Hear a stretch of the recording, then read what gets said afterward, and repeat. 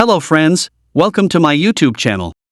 In this video, I will show an easy method to change the app icon size on your iPhone. So, let's watch the video till the end. The first thing you need to do is launch the Settings app on your iPhone. Now, scroll down and tap on Display and Brightness. From here, scroll down to the bottom.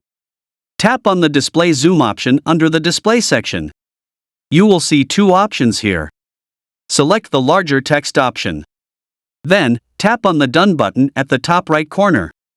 Your device will show a message that says changing display zoom will restart your iPhone. Tap on the Use Zoomed option. Your phone will restart automatically. That's it. You will see the app icon size is changed now. To decrease or set it to default, repeat the same steps and select the default option. So, this is how to change app icon size on iPhone. I hope you find this video helpful. Thanks for watching. Please like and subscribe to our channel for more tips and tricks videos.